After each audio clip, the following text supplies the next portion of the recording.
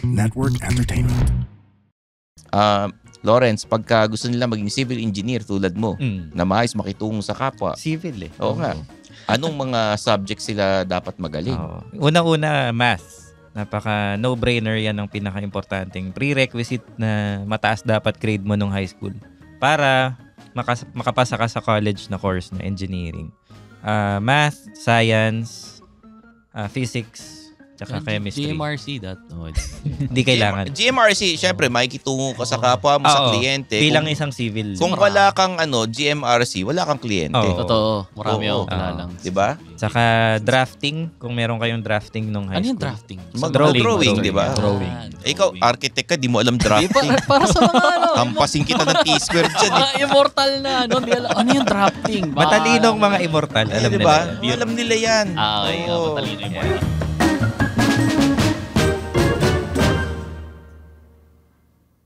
Mga Immortal, welcome to the Underpaid Podcast. I'm your host, Stanley Chi. Ito ang podcast na pro-employee para sa mga Immortal wherein we talk about work-related topics in a light manner na parang nagkukwentuhan lang tayo. In this episode, part 2 tayo ng The Engineering episode. Siyempre, may kasama rin tayong architect. Unahin ko na si Engineer Lawrence Vivar, structural engineer. May trabaho na. Tulay.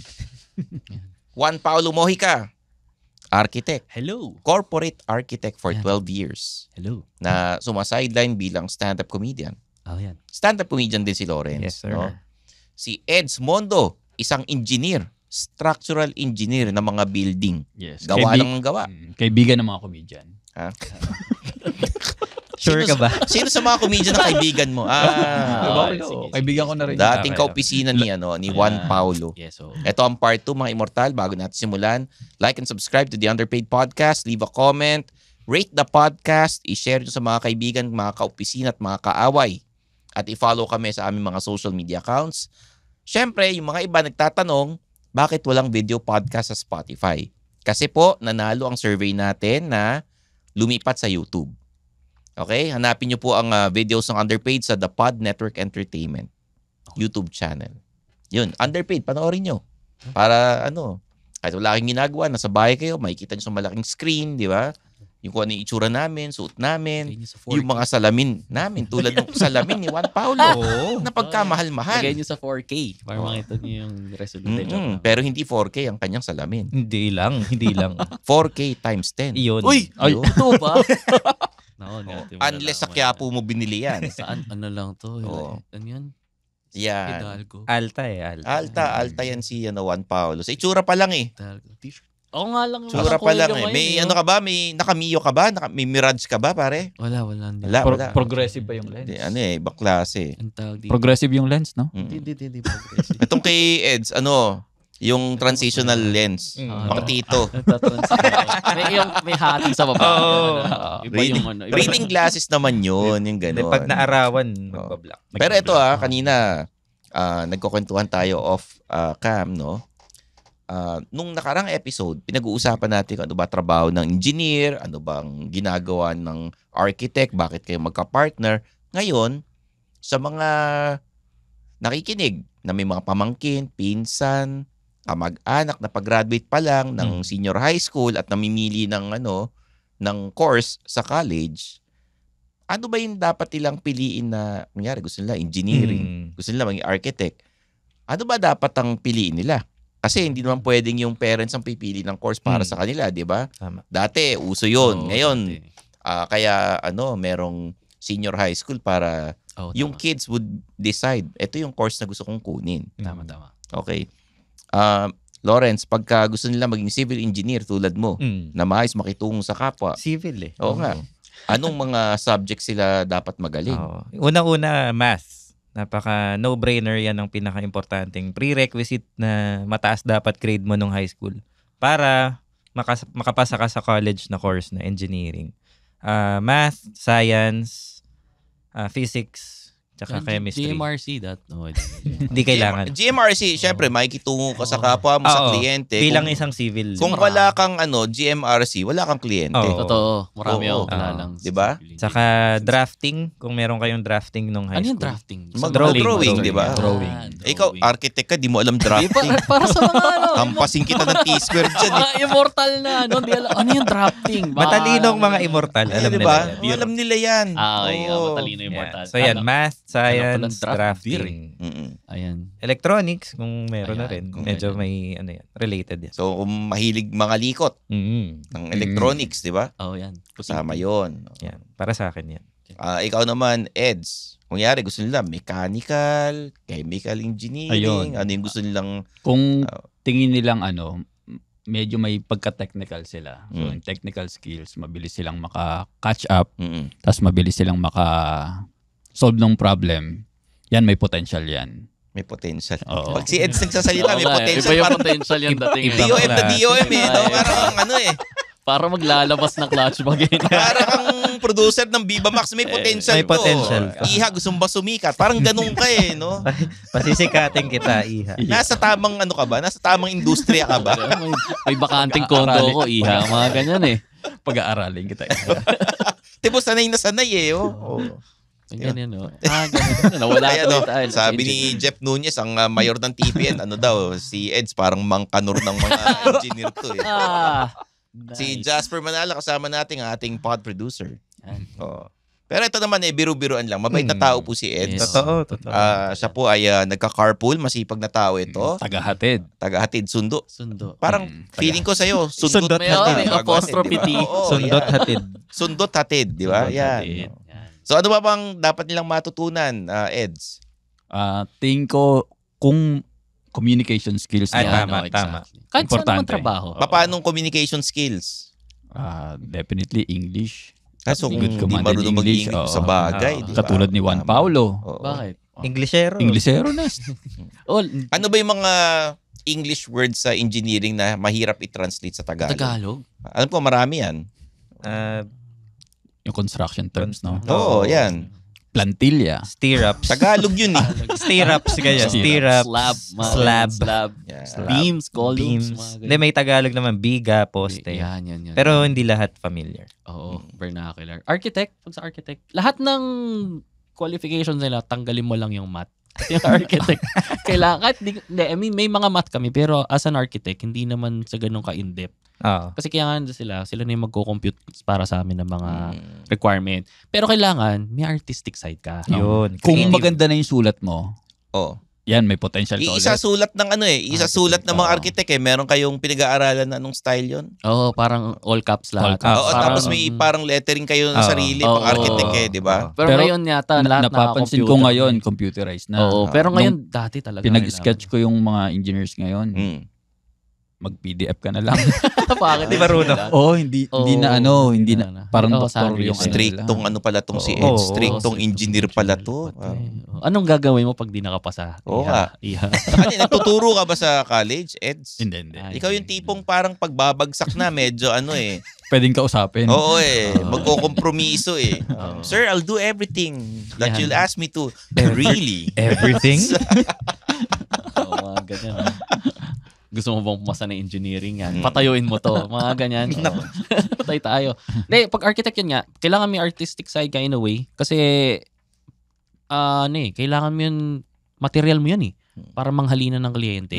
Manghalina. Para, Bakit mo yung term ko? para kang mamasan na. Mag-convince. Mag-convince ng kliyente. Kasi, yun yung, mag-establish ka ng identity mo as an Yes. architect. sa Kaya brand. kayo magkatrabaho eh. Isang DOM tsaka isang mamasan. Oo. Buti na lang, safe ako dito. Safe Okay, ako. pila kayo dyan. Hindi, O ikaw, sa Japayuki naman. Japayuki. Galing ka Japan eh. Oo, Oo, nga, dude. yan. Yun, so yun. Tapos bilang architect, kailangan, again, communication skills. Kasi kapag nagsa-start ka pa lang magtayo ng firm mo, Oo. ikaw din nangaharap sa mga potential mong kliyente. So Tama. hindi naman pwedeng, actually, naaral din yung image eh. Kasi hindi pwedeng, as an architect, hihingi mo yung pera nila eh. Yung kliyente mo. Bigay mo sa akin yung pera mo, i-design natin to. Oo. Eh kung mukhang hindi ka katiwa-tiwala mo. Hindi, kunyari sabihin, sir, mukha nga akong construction worker. Kita mo na. Ready to work. Totoo, no? Lingguhan sweldo, di ba? Totoo, ano? Pero mukhang itatakbo yung pera. Oo. yun. Patay tayo dyan. O kaya baka mukhang pang-iinom niya muna. So dapat una medyo peke-peke ka Smart muna. casual. Kailangan lang. medyo presentable ka. Smart casual. Yun yung Oo. pinag-usapan namin no karang episode. Napakinggan ko yan. Yung Oo. formang alta ng mga Professional. immortal. Oo. Importante diba? bang With Mirsa, no? Oo, das yung appearance, Importante yun. importante ba yun? Yung Ayun. itsura. last ba? Another qualification or characteristic para maging architect ka. That medyo broad mind, yung know it all in a way pero positive. Kasi marami kang hahandle na project. So bukod sa from doghouse. Know it all na positive. Oo. So kupal ka dapat na mabait. Oo, kupal ka na mabait. Jack of all trades. Yun pala yung tama. Jack of all trades. Know it all Master of none. Kupal to Kupal ka na mabait. Daming alam. Ang una mong linya, ano yan, not to offend you. Mga ganyan. Let me educate you. Kaya yung mga Tawag sa kanya, mema. Don't take it Parang- personally. Yan, Yung parang kahit hindi ka kasama sa usapan. Alam mo kasi ganito yan eh. Oo, ganun. Hindi, pero totoo yun sinasabi ni Paolo. Dapat know it all sila. Kasi dapat being an architect, alam niya yung mga ilalagay dun sa dinesign niya. Oo, kasi napaka-broad Yung eh. organization. From doghouse to airport. So, Oo. kailangan medyo... Tsaka dapat may, ka rin, open yung mind mo magpasyal-pasyal. Kasi hindi mo rin na talaga madedesign, hindi mo pa na-experience. Kunyari, sabi ng kliyente, architect, mag-design ka ng simbahan. Anak ka naman ni demonyo, hindi ka nagsisimba. So, di mo alam kung ano ilalagay mo doon, di ba? Hindi, ibang klaseng simbahan ang gagawin mo. Baka, oo. Pang satanista na, Pwede di ba? na, Kung di ka oo, di ba? Puro black. Hindi natin alam. So, kailangan well-experienced ka rin as a person para Tama. So parang architect. well-traveled. Well-traveled. Tsaka yung research ng mga ng mga libro, di ba? Sa Mga bagay, art deco. Meron Totoo. kayong... Totoo yan. Merong course or subject si architecture students na halimbawa history of ganitong Bakit type ganun sa Romance? type ng Architecture. church architecture. Oo. Mga ganyan. Mamaya, sa sobrang research, alam mo nung Stone Age, ganito issue ng mga bahay. Walang pinto, no? Totoo. Di, matibay yan. Tingnan mo. Yun yung motive niya eh. Oo, hindi yan binabaha. Kita mo. Oo, totoo. Tawag dito, din tsaka kunyari, pinadesign ka ng Japanese restaurant, Oo. hindi ka pa nakakain sa Actually. authentic na Japanese restaurant. Hmm. Baka ma-design mo parang Spanish. So, Oo. kailangan May ma-experience problema mo. sa operation. Dadaling ka sa Oo. Little Tokyo sa may Makati Cinema Hmm. Square, Oo, di ba? doon. Doon kayo kakain. Doon. Ngayon, experience mo na. Ayun. Doon. So, yun lang naman ang requirements. Kung gusto mo maging arkitekto. Yan. So, yan. Yan lang Okay. naman. So, eto na. Yung mga parents kasi, pagka yung mga anak nila mahilig mag-drawing dati, no? Sabihin, huwag ka mag-fine arts, mag-architecture ka na lang para at least may title. Oo nga, no? Di ba? Totoo, Old totoo school, yan. ganun ha? Totoo. Old school. Oo. Kasi nga, ang tayo dito, hindi ko nilalahat. I don't want to generalize. The Public Relations Society of the Philippines presents Breaking Down the Buzz, Best Practices in Communications and Public Relations. Each episode is a crash course in various comms and PR strategies that shape the landscape. Join in the conversation with thought leaders and industry innovators, ushering PR into the next generation. Be inspired, get connected, and stay updated. Don't miss an episode.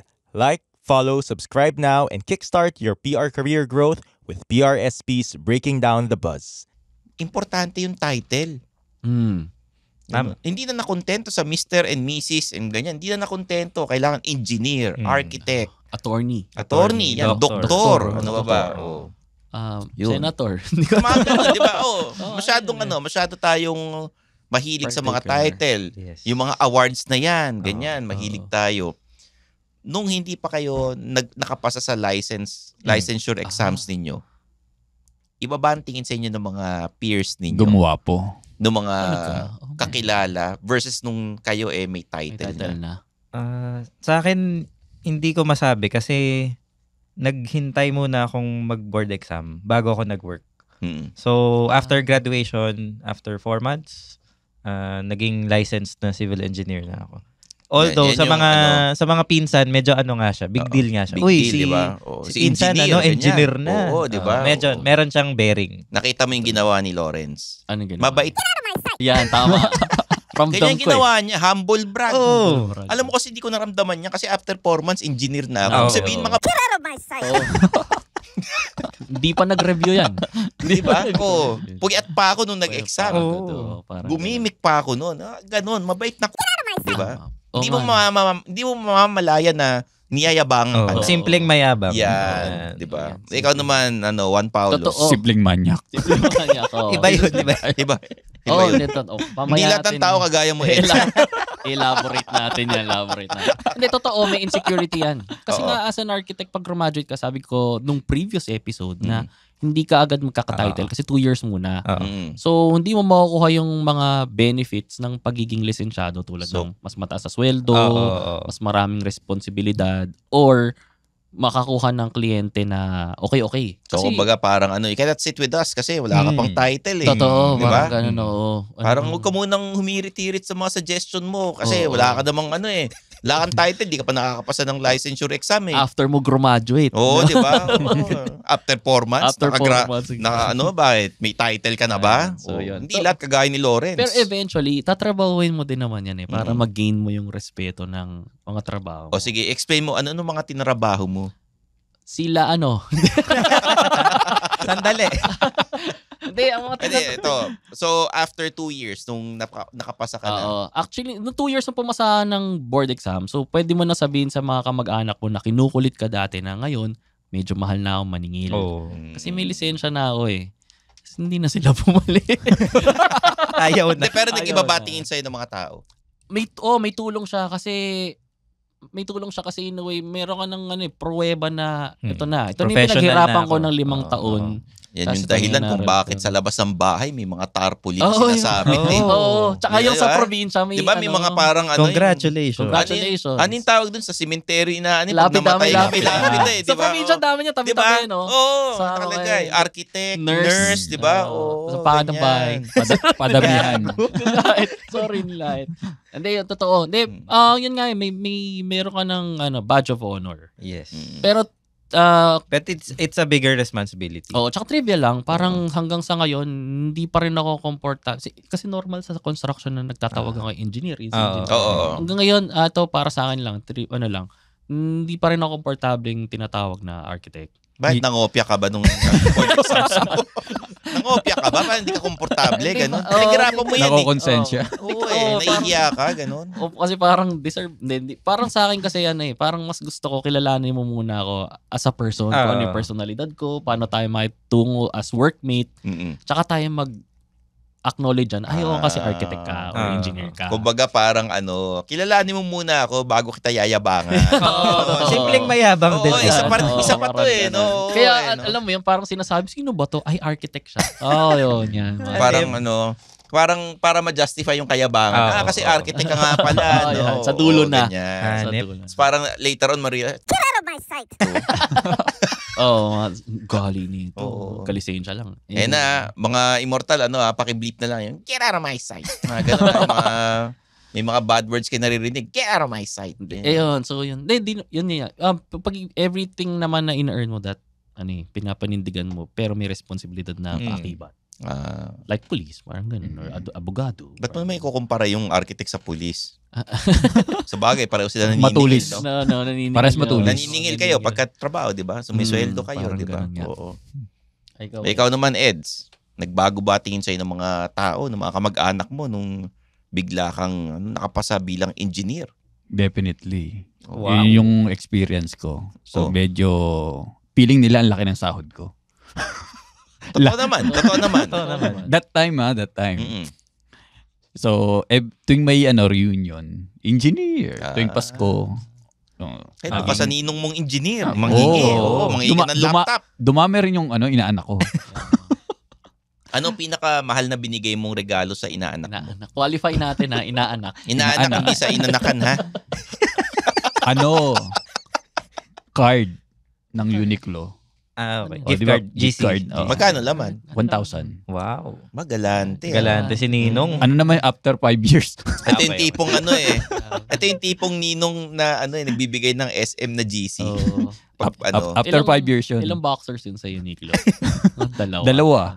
Kulang-kulang. Pwede na. Magagamit. Maraming medyas ka mabibili. Oo. 1,000. Oo. Marami na yun. Alam mo naman, mga immortal ngayon, mula ulong hanggang paa. Branded. Branded. Yun yung yun yung hindi nila naintindihan Oo. that time na akala nila ang laki kagad ng sahod. Oo. Kaya kung merong mga gustong mag-engineering tapos gusto mag-abroad ay prepare na mag-decide kagad sila ng mas maganda kasi mas bata lumabas na sila kaysa yung mag-antay sila dito, mag-experience sila dito. Sayang, mahal yung bayan natin. sayang kasi yung oras. oras. Katulad ko, hindi ako nakapag-abroad. Tsaka tama yun. Gusto mo mag-abroad? Kung i-compare ko yung sawa ka na sa mga naipon ko sa kanila, Kung Mas sakaling mas mayaman sila. kung sakaling bibigyan ka ng pagkakataon na mag-abroad ka sa bansa mo gusto. Dubai that time. Sa Dubai. Ayaw mo sa mga may Caucasian na bansa para maiba naman. Ka Dubai. Ha? Russian no? Ang dami-daming bansa sa Dubai ka pa Dubai, namili. Maraming Russian dun Sa UAE. bagay. Yung bansa, UAE. Tapos UAE. Dubai yung Okay. Totoo yun pag abroad ka. Oo. Pero eventually dapat uuwi ka para yung mga natutunan mo doon, iuwi mo dito. Yes. Tapos pwede kang maningil ng mas malaki. Oo. Kasi sabihin mo, galing ako ng Dubai. Hindi, pag uwi mo dito, magbi-business ka na. Hindi mo na magagamit yung engineering. O sige, bago tayo magtapos sa episode na to, sweldo reveal tayo. Ayan. May segment tayo, Ayaw. sweldo Ako. reveal. Yan. Ayaw nila sabihin, pwede nila isulat. Yan. Okay, magre-react ako. Sweldo reveal kay Eds, sulat lang. Nako, Ganda ko. ito yung misconception na dapat nagrereklamo ako kinukumpara ko yung sahod ko sa doktor. Ay, wag. Doktor yun eh. Anong doktor? Kasi sila, isang professional fee lang, isa lang yung mamatay Oo, sa Kami, engineer madami. Pag sa Pag may engineer, bumagsak, pag bumagsak yung building, ang dami. Libo. Oo, sige. Gets. May taxo, wala.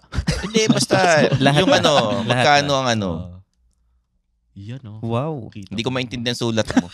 Sinadya ko. Parang asterisk lang. Ayan. Bang klase. Wow, laki. Wow. Laki. Oh, si Ala. Juan Paulo. Ano to? Kasama ba yung dito? Mga galing sa... Siyempre, kailangan malaman natin yan. Mas matanda ka sa akin, so okay lang. Mas malaki sweldo mo sa akin. Okay lang. Yan, mga ganito. Klaseng kay Eds, nagulat ako kaya pala ng libre ito. Yan. Yun. Ganyan lang. Ganyan. Patingin. Uy, grabe. Kaya pala napakamahal ng highway. Pero walang ginagawa yan. Wala, walang ginagawa. Ito si Lawrence, bagong lipat. Bago lang ng yan, ano, bago lang bagong yan. lipat. Mas bata. Bagong lipat. Mas bata sa amin. Pero di ba?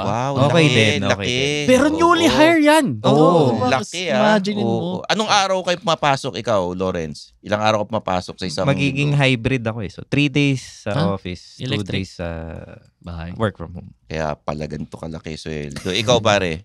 Ano ka rin, hybrid din kami ngayon. So parang 1 day, 2 days lang sa office tapos 3. Tapos matipid kasi Three. kung hybrid, Baliktad syempre yung pantaas mo lang Oo. Naka-boxers lang yan. Oh, ikaw Eds. Hybrid and 2 days na work from home. Talaga. Baliktad pala. 3 days pala kami sa Talagang bahay. Hindi Life is not fair pag nakita mo mga sweldo nila. Grabe.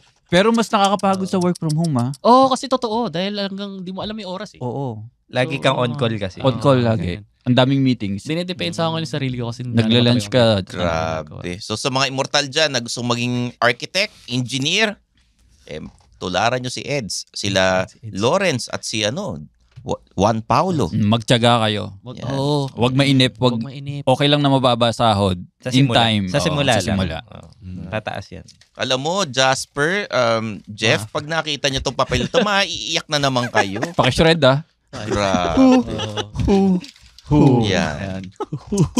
Mga immortal, alam nyo na po ang gagawin. Like and subscribe to the Underpaid Podcast. Leave a comment, rate the podcast, and follow us on all social media accounts. Ang Underpaid po ay nasa YouTube na. Go to the Pod Network Entertainment's YouTube account.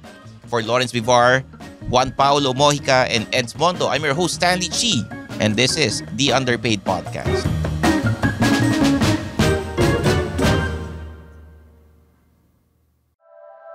The opinions of podcast creators, hosts, and guests are not necessarily reflective of the official stance of the Pod Network Entertainment, its hosts, or other network programs. The content created by the people behind the podcast is personal and not meant to harm any religion, ethnicity, group, organization, company, or individual.